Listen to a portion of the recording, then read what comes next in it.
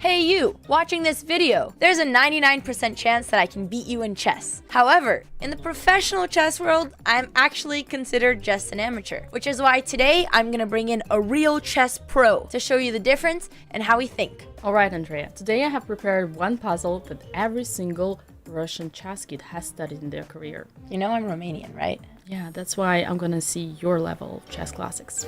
Alright, Dina, let's see what you got. Lajos Portish versus Robert James Fischer, a very classical game. I'm sure you've seen it already. Many times. Black to move. There is a pawn on c6. Would you like to capture it? Would you like not to capture it? If you capture it, then how and why? And most importantly, what I want to know here is what would be your plan next. I mean, if I was just not overthinking this and playing simple chess, my plan would just be to bring the bishop here, bring the rook here, maybe do a battery on the queen to put pressure on this pawn, maybe reroute this knight, but it's really hard to get this knight in the center. If I could get my knight in the center, that would be really good. I'm genuinely excited on how much you're missing.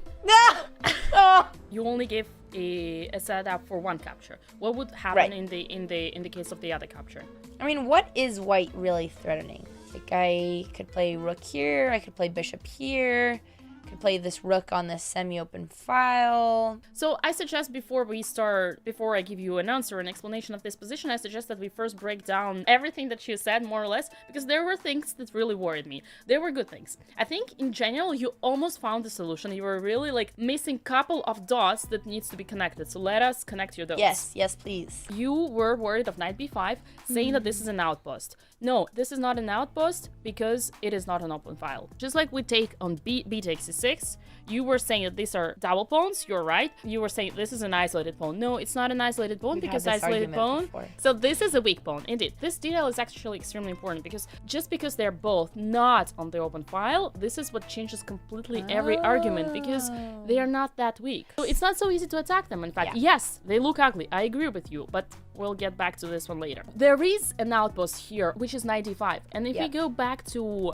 the very first thoughts that you had, it's either it is bishop e6 or rook d8. They both are bad because of knight d5. And immediately knight comes to the center to the outpost, attacking the queen, and I'm not even sure if you keep this pawn. Yeah, we don't even want to allow this. Yeah, you definitely see that this is the key idea, yeah?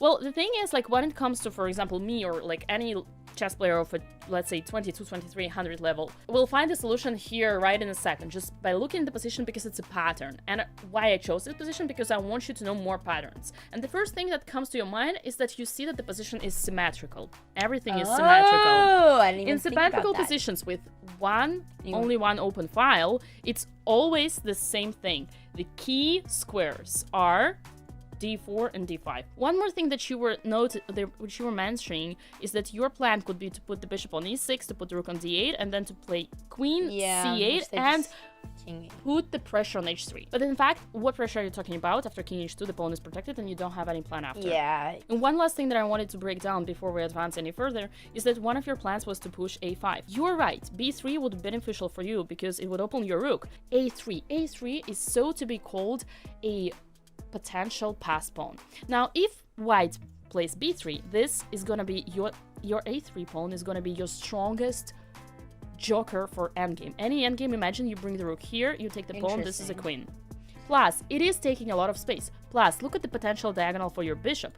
And all these squares are making so much sense. I looked at this move and it was just my thought process, which really is the difference in how we think. You're able to think very long term, in the end game, you'll get a rook here and maybe your bishop will be here. Whereas I think very short term, the next couple 4 or 5 moves, and I'm like, well, this bishop will never be open, this pawn is blocked. And here I'm gonna add another very important detail is that I'm not thinking about it, I just know it. It's basically because of studying all those patterns, and that's why I actually chose this position for you, because it has so many patterns which are so classical. Speaking of classical books for Russian chess kids, if you ever want to improve your chess level, there are so many things which are really easy to adjust and you don't need any extra talents or whatsoever. You just study a couple of books. We're gonna have links in the description. Simply by studying all that, you can already improve your level by 100, 200, 300 points. Or you could also subscribe to Botez Live and they'll do the same thing. Now, b takes e6, as we said already, when you look at it in more details, you realize that double pawns as well as a pawn, which is a pawn island,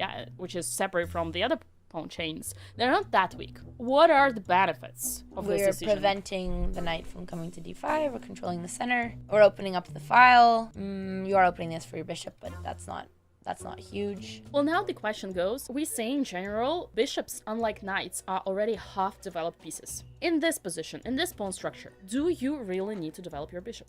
I guess not, because like it's not going to be any different what squares it's controlling if it just moves to d6. But it feels like I'd want my rooks connected at least. Would you need your rooks connected here? I guess if one rook's on d8 and one's on b8, and these are both like the best files and semi-open files in the position, then no. Exactly. Sometimes you can be more flexible. You don't necessarily need to develop your bishop Interesting. when you don't need to connect your rooks. And here, clearly, the best spots for both rooks are d8 and b8. Yeah. So right now, the best square that can be for this bishop is actually on its genuine square on c8. So now we're almost found the solution. I already told this before. The key squares are d5 and d4. So you know the plan for white in this position was to put the knight on d5, and after b takes c6, it's not possible anymore. Obviously, you can sense that it's not good to allow the knight on d5, but it doesn't look like there's any direct consequences once the knight is here. Like, what happens if you just leave it there? Like, why is it so dangerous to allow? In general, whenever you have an opponent's piece in your territory, you really need to get rid of it because it is causing a lot of danger. Let's just summarize on the fact that there is no single pawn that can kick him out. It's on the open file, it's protected by both pawns, so it is the general term of outpost. Knight takes, just pawn gonna take, and then there is still opponent's piece in your So territory. just don't want to allow. Got it. Last thing about this position, we found the correct move. B takes c6. We know that it's great because we don't create weaknesses which are actually so easy to attack, and we completely killed opponent's plan. We started with a puzzle questioning what would be your capture and what would be your plan. So Andrea, you found the capture, congratulations. Now what's the plan? Is there like a first thing that you want to do? Activate the rooks. Rook d8 or rook b8. Still short term. It's too short term. It's moves. Okay, Too your short next term. moves, they're Okay. good. But try to go beyond that. Think Got it. a little bit further ahead. I mean, we just said we don't want to move the bishop from z8. Like, the only piece maybe we would want to reroute somewhere would be the knight. The dark squared bishop also doesn't have like any great maneuver. You actually found this already before, but you didn't connect it. And now I will just help you by simply saying you can develop whatever you want. But if it's about putting your rooks on d8, putting your on b8, putting your bishop on e6 or on so a6, it's okay to develop my it's bishop. still, you Got finished it. the development, congratulations, what's next? Well, I mean, okay, this is hard for me to answer because I feel like you gave me the answer, but I just feel like what makes the most sense would still be this plan to provoke this, and then go with this pawn push plan. Then if they don't take, then we try to push, and then we put the rook here, and maybe try to find a way to trade queen so we can go into the endgame. Yeah, your option is a3. You've created a potential pass pawn, but that's only one weakness. And to win a game of chess, one weakness is not enough. You need to create second weakness. Yep. Let's go back.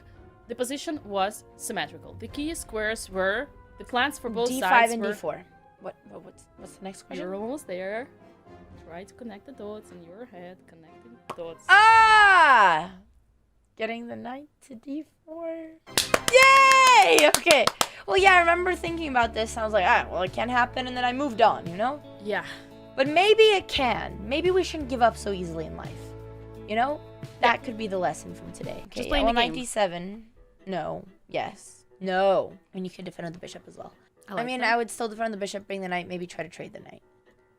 What's your plan once again? No, we're not gonna. No. No, what's your plan? What's your plan? You know you your want me plan. to get the knight Yeah. here? Okay, okay. That's the gotcha. plan. That's the plan of the position.